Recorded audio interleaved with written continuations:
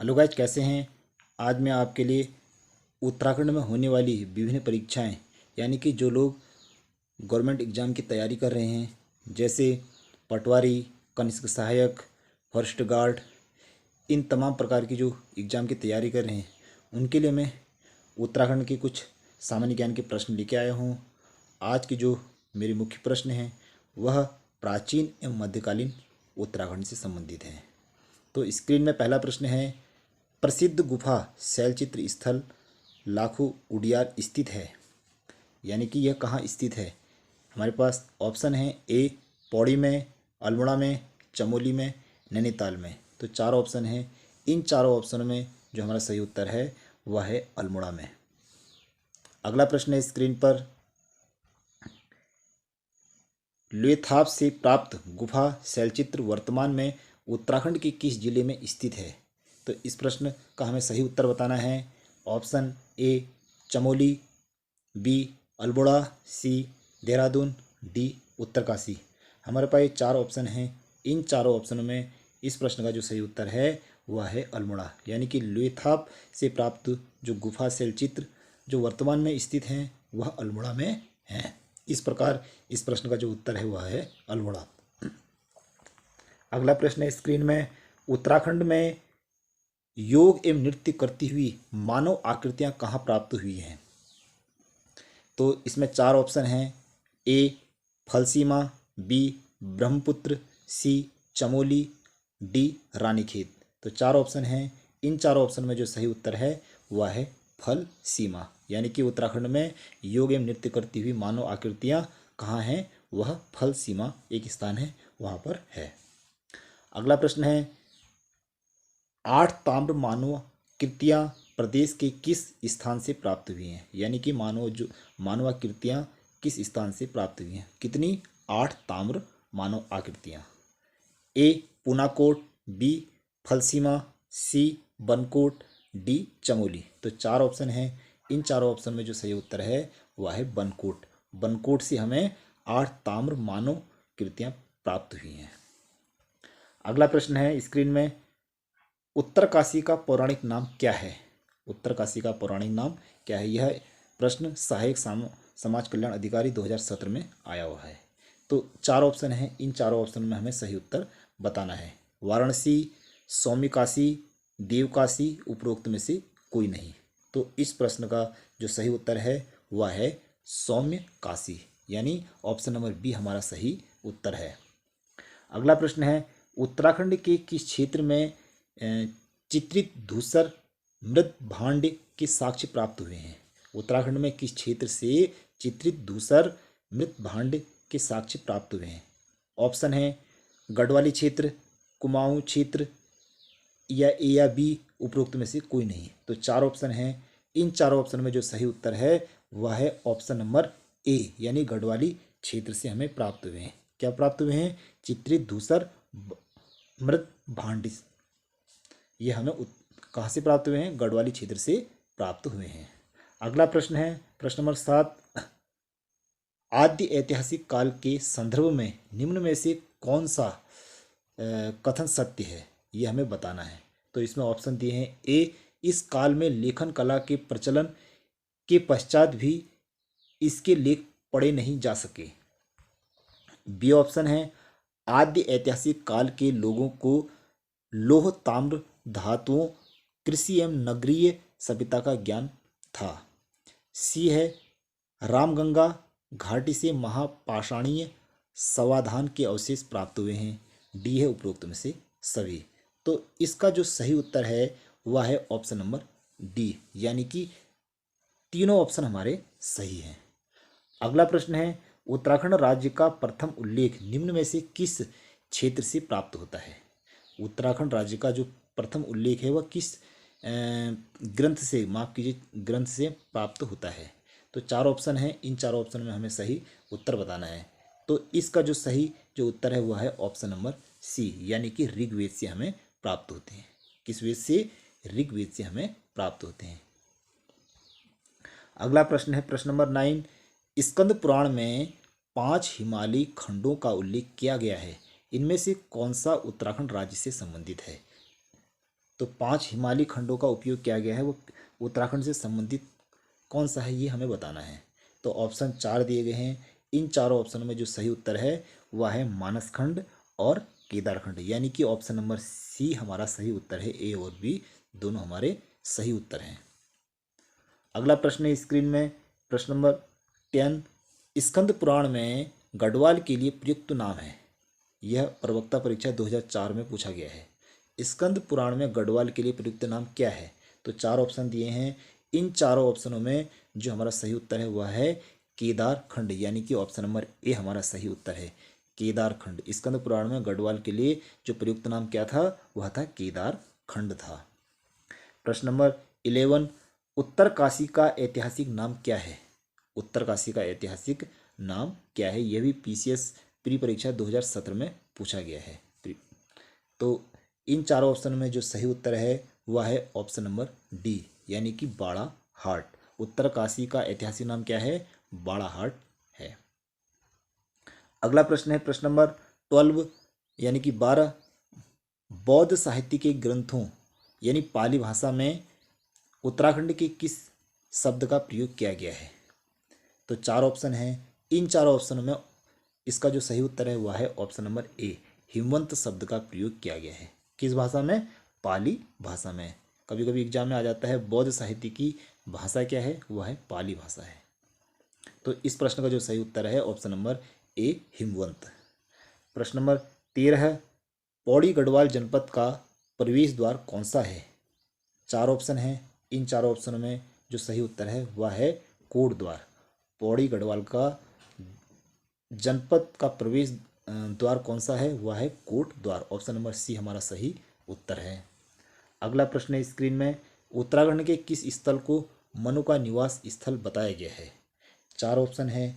इन चारों ऑप्शनों में जो सही उत्तर है वह है अलकापुरी, यानी कि ऑप्शन नंबर बी हमारा सही उत्तर है। उत्तराखंड के किस स्थल को मनु का निवास स्थल बताया गया है? मनु का निवास स्थल यानी कि अलकापुरी है। अगला प्रश्न है प्रश्न नंबर 15 है। केदारनाथ को प्राचीन ग्रंथों में किस नाम से संबोधित किया गया है?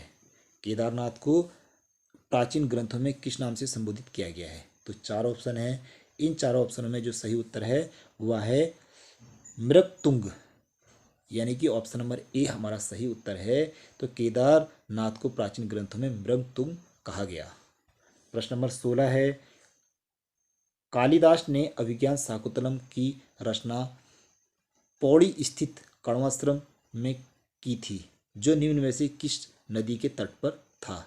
यह प्रश्न बंदी रक्षक परीक्षा 2016 में पूछा गया है। तो कालिदास के अभिज्ञान शाकुंतलम की रचना पौड़ी स्थित कण्वाश्रम में की थी, जो निम्न में से किस नदी के तट पर है? यह हमें बताना है। 4 ऑप्शन हैं। इन 4 ऑप्शन में जो सही उत्तर है वह है मालिनी, यानी कि ऑप्शन नंबर बी हमारा सही उत्तर है। अगला प्रश्न है स्क्रीन में, प्राचीन साहित्य में कुमाऊं क्षेत्र को किस नाम से जाना जाता था? प्राचीन साहित्य में कुमाऊं क्षेत्र को किस नाम से जाना जाता था? यह प्रश्न भी सहायक लेखाकार परीक्षा 2016 में पूछा गया है। तो 4 ऑप्शन हैं। इन चारों ऑप्शनों में जो सही उत्तर है वह है मानसखंड, यानी कि ऑप्शन नंबर बी हमारा सही उत्तर है। प्राचीन काल में कुमाऊं क्षेत्र को मानसखंड नाम से जाना जाता था। बहुत ही इंपॉर्टेंट प्रश्न है। अगला प्रश्न है प्रश्न नंबर 18।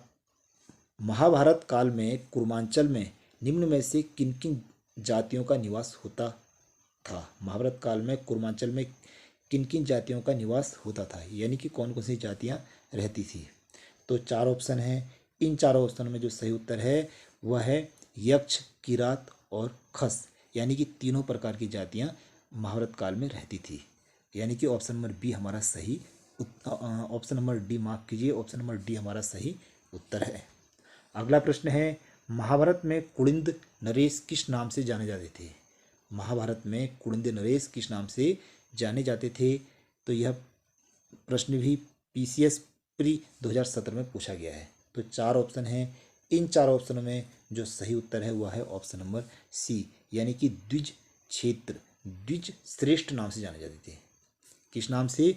द्विज श्रेष्ठ नाम से जाने जाते थे। महाभारत में कुलिंद नरेश किस नाम से जाने जाते थे? द्विज श्रेष्ठ के नाम से जाने जाते थे। अगला प्रश्न है, उत्तराखंड के प्रसिद्ध ऐतिहासिक स्थल गोविशाण की पहचान की गई।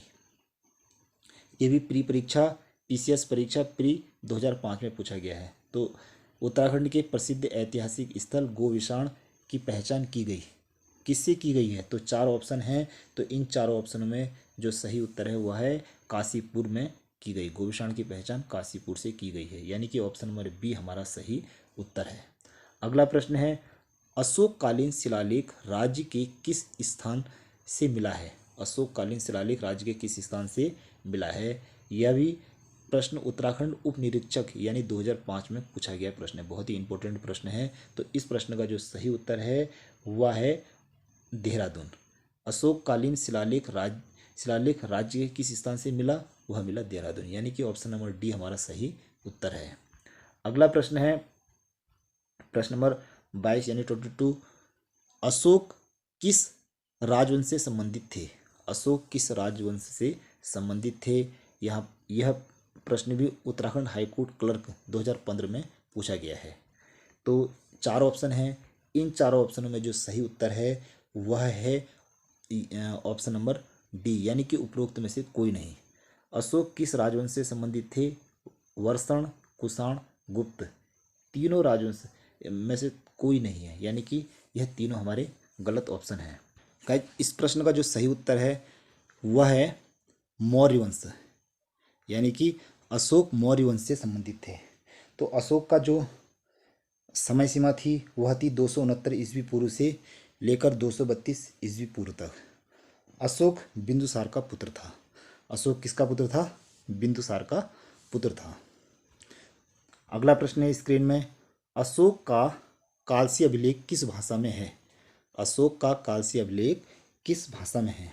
तो यहाँ पर 4 ऑप्शन दिए गए हैं और यह प्रश्न डाटा एंट्री ऑपरेटर 2016 में पूछा गया है।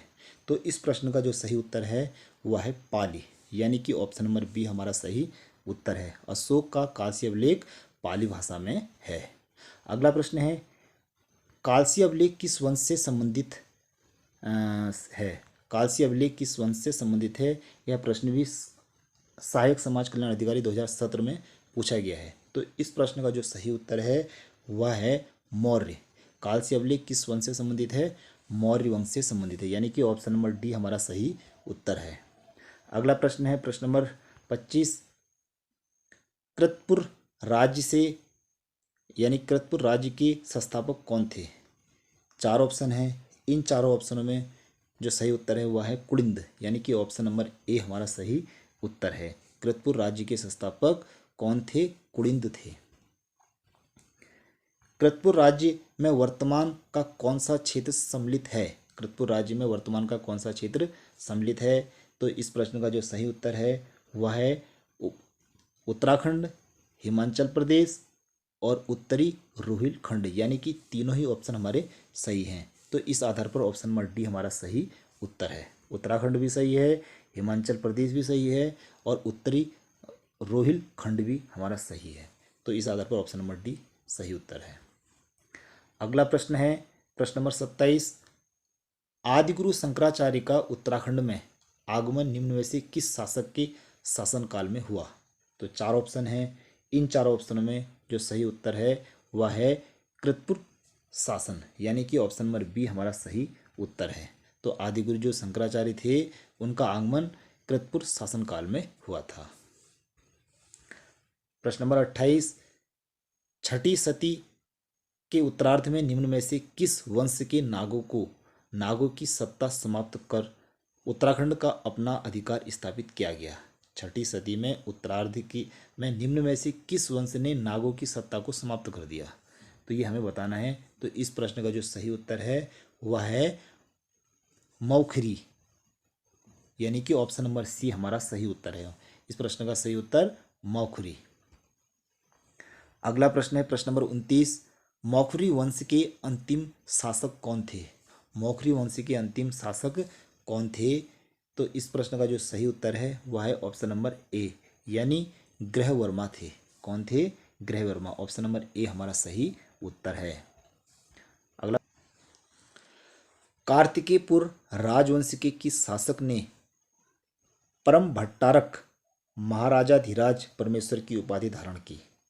कार्तिकेयपुर राजवंश के किस शासक ने परम भट्टारक महाराजाधिराज परमेश्वर की उपाधि धारण की? तो इस प्रश्न का उत्तर हमें बताना है। तो इस प्रश्न का जो सही उत्तर है वह है ऑप्शन नंबर ए, यानी कि बसंत देव ने। किसने? ऑप्शन नंबर ए, बसंत देव ने। प्रश्न नंबर 31, किस वंश को उत्तराखंड का प्रथम ऐतिहासिक राजवंश माना जाता है? वो हमें बताना है। तो इस प्रश्न का जो सही उत्तर है वह है कार्तिकेयपुर वंश को, यानी कि जो प्रथम ऐतिहासिक राजवंश था वह था कार्तिकेयपुर का। ऑप्शन नंबर बी हमारा सही उत्तर है। कार्तिकेयपुर राजवंश के शासकों की राजभाषा क्या थी? कार्तिकेयपुर राजवंश के शासकों की राजभाषा क्या थी? वह थी संस्कृत। कौन सी भाषा थी उनकी? संस्कृत थी, यानी ऑप्शन नंबर सी हमारा सही उत्तर है। प्रश्न नंबर 33, कत्यूरी राजवंश का संस्थापक कौन था? कत्यूरी राजवंश का संस्थापक कौन था? इन चारों ऑप्शनों में जो सही उत्तर है वह है वासुदेव। कत्यूरी राजवंश का संस्थापक वासुदेव थे, यानी कि ऑप्शन नंबर ए सही है। प्रश्न नंबर 34, उत्तराखंड में प्राचीन ऐतिहासिक स्थान जो कत्यूरी राजाओं का मुख्य स्थान भी रहा, वो हमें बताना है। यह प्रश्न पीसीएस प्री 2005 में पूछा गया है। तो चार ऑप्शन हैं। इन चारों ऑप्शनों में जो सही उत्तर है वह है बागेश्वर। तो कत्यूरी राजाओं का मुख्य स्थान कौन सा था? वह था बागेश्वर, यानी कि ऑप्शन नंबर बी सही उत्तर है। प्रश्न नंबर 35, कौन कत्यूरी राजाओं की कुल देवी के रूप में पूजी जाती थी? यह प्रश्न भी समाज कल्याण अधिकारी 2017 में पूछा गया है। तो कत्यूरी राजाओं की देवी के रूप में कौन पूजी जाती थी, ये हमें बताना है। तो इस प्रश्न का जो सही उत्तर है वह है नंदा देवी, यानी कि ऑप्शन नंबर डी हमारा सही उत्तर है। प्रश्न नंबर 36, राजा सोमचंद किस साम्राज्य से संबंधित था? राजा सोमचंद्र किस साम्राज्य से संबंधित था? यह प्रश्न भी विधि सहायक 2018 में पूछा गया है। तो चार ऑप्शन हैं। इन चारों ऑप्शनों में जो सही उत्तर है वह है चंद साम्राज्य। प्रश्न नंबर 37, कल्याण चंद्रोदयम की रचना किसने की थी? कल्याण चंद्रोदयम की रचना किसने की थी? चार ऑप्शन हैं। इन चारों ऑप्शन में जो सही उत्तर है वह की थी कवि शिव ने, यानी कि ऑप्शन नंबर बी हमारा सही उत्तर है। अगला प्रश्न है, निम्नलिखित में से कौन चंद राजवंश का राज की चिन्ह था? तो चार ऑप्शन हैं। इन चार ऑप्शन में जो चंद राजवंश का राज की जो चिन्ह था वह था गाय, यानी कि ऑप्शन नंबर डी हमारा सही उत्तर है। अगला प्रश्न है प्रश्न नंबर 39, निम्नलिखित में से कौन चंद शासकों द्वारा निर्मित किला नहीं है? तो चार ऑप्शन हैं। इन चार ऑप्शन में बताना है कि कौन चंद राजाओं द्वारा या शासकों द्वारा निर्मित किला नहीं है। तो वह है ऑप्शन नंबर डी, यानी कि चांदपुर गढ़ किला चंद राजाओं द्वारा निर्मित किला नहीं है। तो ऑप्शन नंबर डी हमारा सही उत्तर है। मल्ला महल किला चंद राजाओं ने बनाया है, और राजबुंगा किला चंद राजाओं ने बनाया है, और लाल मंडी किला चंद राजाओं ने बनाया है। अगला प्रश्न है, परमार वंश का संस्थापक कौन था? यह प्रश्न भी कनिष्क सहायक 2017 में पूछा गया है। परमार वंश का संस्थापक हमें बताना है। तो इस प्रश्न का जो सही उत्तर है वह है कनकपाल, यानी कि ऑप्शन नंबर बी हमारा सही उत्तर है। अगला प्रश्न है प्रश्न नंबर 41, चांदपुर गढ़ का राज्य स्थित था? चांदपुर गढ़ का राज्य स्थित था, पीसीएस परीक्षा 2005 प्री में पूछा गया है। तो इस प्रश्न का जो सही उत्तर है वह है ऑप्शन नंबर सी चमोली में। Option number C Chamoli, Chandpur Garh का राज्य स्थित था, चमोली में स्थित था। अगला प्रश्न है, गढ़वाल के इतिहास में नक्कटी रानी के नाम से कौन जानी जाती है? यानी कि नागकटी रानी के नाम से कौन जानी जाती है वो बताना है हमें। तो चार ऑप्शन हैं। इन चारों ऑप्शन में जो सही उत्तर है वह है रानी कर्णावती, यानी कर्णावती रानी जानी जाती है। ऑप्शन नंबर बी हमारा सही उत्तर है। यह प्रश्न भी उत्तराखंड सहायक रक्षक 2005 में पूछा गया, या माफ कीजिए सचिवालय, उत्तराखंड सचिवालय रक्षक 2015 में पूछा गया है। अगला प्रश्न है अंतिम प्रश्न, विवरणों के अनुसार किस राजा को शत्रुहंता और युद्ध विशेषज्ञ की संज्ञा दी गई, ये हमें बताना है। तो इन 4 ऑप्शनों में जो सही उत्तर है वह है ऑप्शन नंबर डी यानी निम्बर। ऑप्शन नंबर डी यानी निम्बर इस प्रश्न का सही उत्तर है। विवरणों के अनुसार किस राजा को शत्रुहंता और युद्ध विशेषज्ञ की संज्ञा दी गई है? तो निम्बर वह थे। तो गाइस आज हमने उत्तराखंड से संबंधित लगभग 43 प्रश्नों का अभ्यास किया। प्लीज़ मेरी वीडियो को ज़्यादा से ज़्यादा सब्सक्राइब करें, लाइक करें और शेयर करें। Thank you very much.